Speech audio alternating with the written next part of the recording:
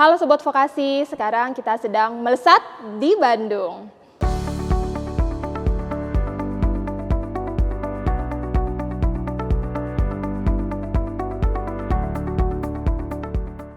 Selamat datang di Melesat, melihat riset vokasi lebih dekat.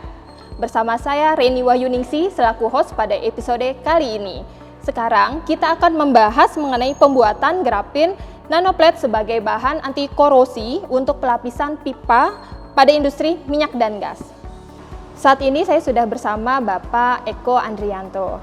Selamat pagi Pak Eko. Selamat pagi Mbak Reni. Sehat ya Pak ya? Alhamdulillah sehat. Iya, ya. Kayaknya saya lihat Bandung saat ini lagi turun hujan ya Pak. Hujan betul ya, tiap hari. Tiap hari ya Pak ya. Pak Eko boleh dong Pak ceritain sedikit terkait untuk pembuatan grafin nanoplate tersebut Pak? Baik, terima kasih Mbak Reni. Grafin nanoplate ini dibuat dari bahan karbon. Bahan bakunya adalah grafit. Ya. Ini kalau boleh saya berikan contoh adalah ini. Jadi grafit ini adalah bahan yang sering kita jumpain sehari-hari, yaitu di pensil. Ya, jadi pensil itu tengahnya adalah grafit. Ya. Nah, cuman pada level molekuler dia disusun seperti kue lapis seperti ini. Seperti saya itu. sengaja bawa. Ya. Ya, jadi kalau kita menulis dengan pensil di atas kertas itu ada tumpukan 1 juta sampai 3 juta lapis Lapisan, grafin. ya, Pak, ya? Nah, problemnya adalah bagaimana mengelupas grafin ini satu persatu. persatu. Ya, jadi banyak cara menggunakan metode fisika atau metode kimia begitu, Mbak Reni, Wow. kurang lebihnya. Ide awalnya sendiri, kenapa sih Pak terbesit untuk melakukan penelitian ini Pak? Penelitian ini sebetulnya kami lakukan dengan grup riset kami di grup riset material maju di jurusan Teknik Kimia Politeknik Negeri Bandung. Mengingat material ini material yang baru dan memiliki sifat-sifat yang luar biasa. Untuk itu kita juga ingin berperan bisa membuat material ini sendiri. Dan alhamdulillah setelah 3-5 tahun dan belakangan didanai oleh APTV, ya, baik. itu di speed up sampai produk yang jadi seperti ini sekarang, Mbak. Gitu. Baik, tadi kan Bapak bercerita 5 tahun ya Pak ya? Ya. Itu untuk proses pembuatannya atau bagaimana nih Pak? Proses penelitian awalnya didanai oleh APTV. Didanai oleh Polban, kemudian belakangan didanai oleh APTV, dan kita bekerja sama dengan mitra untuk aplikasi bidang coating ya, coating untuk pipa, untuk industri minyak dan gas. Kalau untuk pemrosesannya sendiri memerlukan waktu berapa lama nih Pak? Pemrosesannya sampai jadi itu kurang lebih 1 hari begitu. Jadi tergantung jumlah. Ya, jumlah berapa besar yang pada saat ini kita udah pada level istilahnya pilot, ya, pilot scale. Nanti kalau kita produksi skala besar akan kita buat dalam skala yang jauh lebih besar. Ya, untuk aplikasi industri yang lain juga. Baik, berarti untuk waktunya sendiri dilihat dari jumlahnya Pak ya. Semakin betul. Jumlahnya banyak, berarti waktunya juga memakan waktu yang cukup banyak ya Pak ya. Betul. Pak Eko, dalam kurun waktu tersebut ada kendala nggak sih Pak? Kendala pasti ada ya dalam penelitian, di hampir semua penelitian kendala pasti ada. Jadi kendala pertama itu sebetulnya kendala non teknis karena bahan bakunya adalah grafit. Jadi grafit ini Indonesia kebetulan nggak punya cadangannya, tapi grafit ini kita beli dari luar ya, tapi di marketplace banyak. Cuman kita berikan nilai tambah begitu dengan dirubah dari grafit menjadi grafin. Ini nilai tambahnya kurang lebih 100 kali lipat begitu. Wow. Ya, demikian kurang lebih Mbak Reni. Baik, jika seperti itu ada solusi khusus nggak nih Pak untuk menghadapi kendalanya sendiri? Sementara kita itu kendala pertama sebetulnya. Kendala kedua adalah bagaimana mengelupas grafin setipis mungkin. Jadi kalau pensil itu kalau kita goreskan ke kertas itu ada 2 juta 3 juta lapis. Sehingga kita perlu kalau bisa 1 lapis tapi agak susah begitu. Jadi biasanya ada beberapa lapis, sekitar 10 lapis. Itu lebih ke kendala kendala teknis ya dalam pembuatannya. Nah, itu karena sangat tergantung dari aplikasinya, layer yang kita kelupas itu. Baik. Untuk pemrosesannya sendiri nih Pak, ada cerita menarik nggak Pak selama pemrosesan itu? Menarik, mungkin menantang kali ya. Menantang. Ya. Ya, menantang. Jadi kadang-kadang setelah kita lakukan proses pembuatan grafit menjadi grafin, kadang-kadang setelah kita karakterisasi ternyata masih dalam berubah grafit, jadi belum terkonversi menjadi grafin. Grafin. Nah, ini kadang-kadang juga menjadi tantangan dalam pembuatan begitu. Salah satu tantangannya Iya, ya Pak salah ya? satu. Karena otomatis kalau masih grafit, dia fungsinya agak berbeda. Tidak sesuai dengan yang kita harapkan untuk aplikasi tertentu misalnya. Untuk penelitian ini, siapa saja sih Pak yang terlibat dan peran keterlibatannya itu seperti apa Pak?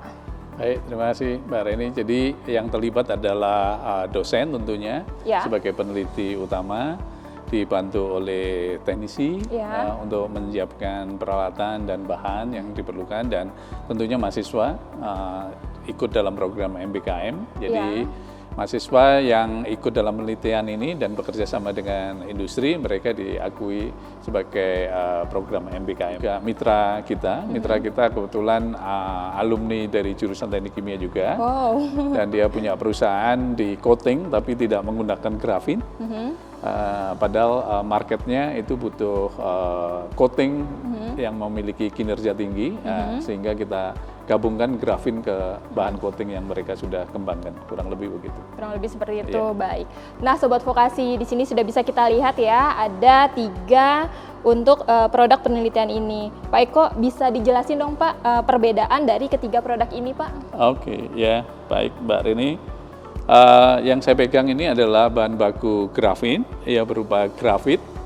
Grafit ini adalah materialnya seperti pada pensil, ya. Jadi ujungnya pensil itu yang kita pakai untuk menulis adalah bahannya grafit. Ini bentuknya serbuk, tapi dalam pensil biasanya bentuknya batangan begitu, kurang lebih gitu. Terus kemudian dirubah melalui metode elektrokimia menjadi grafin. Ini bahan grafin. Bentuknya juga powder, tapi warnanya berbeda. Jadi warnanya bisa dibandingkan. Kalau grafit ini silver, abu, ini adalah hitam pekat. Dari gambarnya aja sudah, dari warnanya aja sudah sedikit berbeda. Kemudian dari sini kita buat material coating. Kita formulasikan menjadi bahan cair seperti cat ya, kita siap semprotkan ke permukaan yang akan dilapisi, kurang lebih begitu Mbak Reni. Untuk mekanisme kerja pencegahan korosinya sendiri bagaimana Pak? Baik, mekanisme kerja pencegahan korosi oleh grafin ini, mengingat grafin ini adalah material yang kedap, jadi dia nggak bisa dimasukin oleh oksigen, sehingga korosi itu bisa dicegah. Jadi secara sederhana kurang lebih demikian. Nah, jadi bahkan air pun tidak bisa masuk. Wow, itu saking kedapnya berarti saking ya kedapnya. Pak ya? Jadi pada level molekuler, ya. Jadi pada level atom gitu, sehingga material ini sangat bagus dan canggih untuk melapisi pipa atau melapisi bahan-bahan lain ya, selain pipa juga bisa, kurang lebih begitu. Baik, untuk ketahanannya sendiri nih Pak, berapa lama sih Pak untuk tahan korosinya itu sendiri?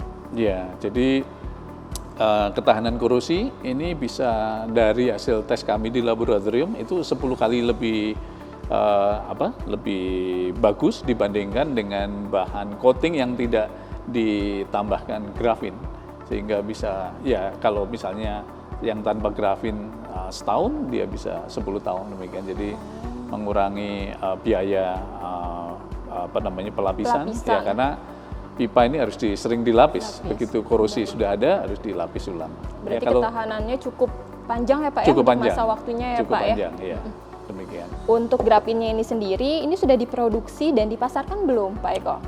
Grafinnya belum dipasarkan, tapi lagi uji coba skala pilot di mitra kita, gitu. Mitra. Termasuk ya di Politeknik juga sedang dikembangkan skala pilotnya, skala besarnya. Sobat Vokasi penasaran kan? Kira-kira nih Pak, jika sudah dipasarkan, untuk grafinnya sendiri ini berapa nih Pak untuk harganya? Jadi grafinnya sendiri ini harganya kurang lebih yang di marketplace ini rata-rata memang harganya bervariasi dari 2 juta sampai 10 juta per kilogram. Wow. Tapi tergantung dari aplikasinya. Jadi kualitasnya tergantung dari aplikasinya. Baik. Ya, jadi tapi pemakainya sedikit sekali. Jadi dalam aplikasi coating itu aplikasinya ini untuk tambahan ini kurang lebih 0,1% ya, seper 100 seper 100 sampai seper 1000 begitu. Jadi pemakaiannya sedikit sekali. Pak Eko, untuk rencana pengembangan ke depannya itu nantinya seperti apa Pak?